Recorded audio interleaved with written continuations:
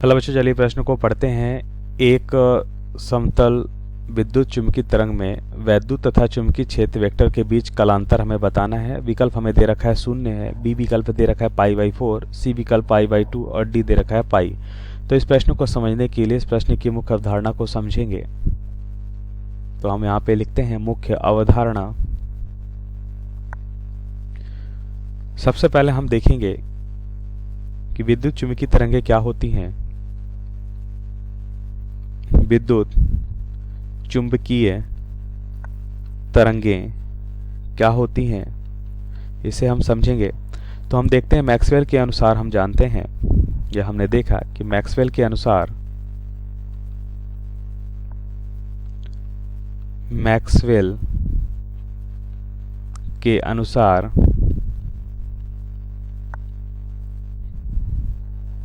हम देखते हैं कि विद्युत चुम्बकीय तरंगें वे तरंगें होती हैं, विद्युत चुम्बकीय तरंगें वे तरंगें होती हैं, वे तरंगें होती हैं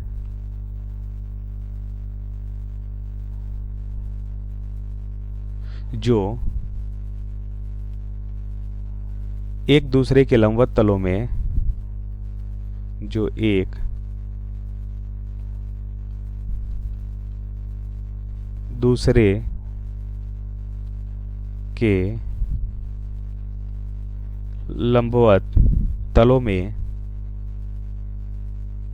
एक दूसरे के लंबवत तलों में विद्युत क्षेत्र और चुंबकीय क्षेत्र के विद्युत क्षेत्र और चुंबकीय क्षेत्र के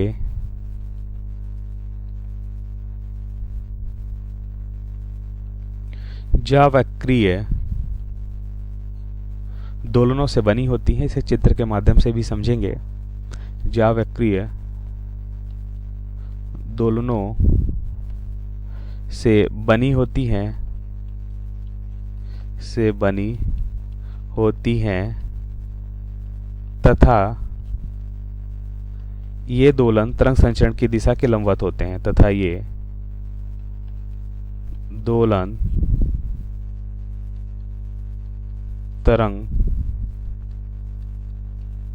संचरण की दिशा के लंबवत होते हैं। इस एक चित्र के माध्यम से देखें तो अगर हम y दिशा में विद्युत क्षेत्र लें, x दिशा में तरंग संचरण की दिशा और z दिशा में हम चुंबकीय क्षेत्र लेते हैं, तो यहाँ पे विद्युत क्षेत्र हमने लिया z दिशा में, y दिशा में z दिशा में हमने विद्युत चुंबकीय क्षेत्र, z दिशा में देखिए इसको करेक्ट करिए, y दिशा है इसमें विद्युत क्षेत्र हमने लिया, z दिशा में चुंबकीय क्षेत्र लिया और x दिशा में हमने क्या लिया, तरंग संचरण की दिशा। मान लेते हैं अगर ये c वेग से गति कर रहा है प्रकाश की चाल से, तो हम लिखेंगे c। अब देखिए यहाँ पे देखते हैं कि ये हो जाएगा विद्युत क्षेत्र को अगर हम यहाँ पे दर्शाते हैं तो हम देखते हैं कि विद्युत क्षेत्र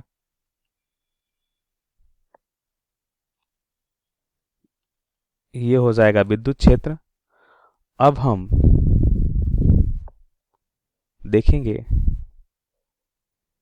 ये हो जाएगा हमारा चुंबकीय क्षेत्र। तो क्या हम कह सकते हैं कि विद्युत क्षेत्र और चुंबकीय क्षेत्र परस्पर लंबवत हैं, और यहाँ पे ये तरंग संचरण की दिशा के साथ हम क्या देख रहे हैं, इनके साथ भी लंबवत हैं। तो मतलब ये तीनों परस्पर लंबवत हैं। और इसके साथ ही अगर हम देखिए एक ऐसा ग्राफ बना रहा है, ज्यावक्री ग्राफ बना रहा है, मतलब ये साइन कर्व है, साइन वक्र है। अगर यहाँ पे अगर हम लिखते हैं विद्युत क्षेत्र के लिए, अगर हम देखें तो यह हो जाएगा ई नॉट, समीकरण लिखें तो ई नॉट क्या हो जाएगा, साइन के एक्स माइनस ओमेगा टी। और यहाँ पे हम लिखेंगे, यहाँ पे हमने लिखा ई वाई। अब बी वाई मतलब चुंबकीय क्षेत्र देखेंगे, यहाँ पे चुंबकीय क्षेत्र देखेंगे तो मान लेते हैं अधिकतम चुंबकीय क्षेत्र बी नॉट है। ये हो जाएगा साइन, इसे और नीचे करके लिखें तो बी जेड बराबर हम देख रहे हैं कि बी नॉट साइन के x minus omega into T. तो ध्यान से देखिए इनके मध्य हम देख रहे हैं कि ये साइन या ज्यावक्री समीकरण है, और यहाँ पे इसका ग्राफ कैसा होगा, ज्यावक्री होगा। अब इसमें हम उत्तर को समझ लें, तो उत्तर को समझते हैं। अब प्रश्नानुसार हम उत्तर को देखें तो हमसे पूछा गया है कि इनके बीच कलांतर क्या होता है। अब कलांतर अगर हम देखें तो कलांतर क्या होता है, अगर समय के साथ इन तरंगों की स्थिति में परिवर्तन होता है तो हम कह सकते हैं कलांतर, या कलांतर के मान को निकाल सकेंगे। तो यहाँ पे ध्यान से देखिए, हम देखते हैं कि अगर हम किसी भी बिंदु पे बात करें, समय के साथ देखते हैं कोई परिवर्तन हो रहा है, समय के साथ हम देखेंगे कि इसमें कोई परिवर्तन नहीं होता है। इसका मतलब ये हुआ कि ये परस्पर कैसे होंगे, समय के साथ कोई परिवर्तन न होने के कारण इनमें परिवर्तन हमें क्या मिलेगा, शून्य मिलेगा। तो हम लिख सकते हैं कि कलांतर हमें बताना है। तो हमने मुख्य अवधारणा में देखा कि ज्यावक्री ग्राफ को प्रदर्शित करते हैं। तो हम देखते हैं विद्युत चुंबकीय तरंग के लिए प्रत्येक बिंदु, यहाँ पे हम लिखेंगे कि प्रत्येक बिंदु का समय के साथ स्थिति में परिवर्तन, प्रत्येक बिंदु का समय के साथ स्थिति में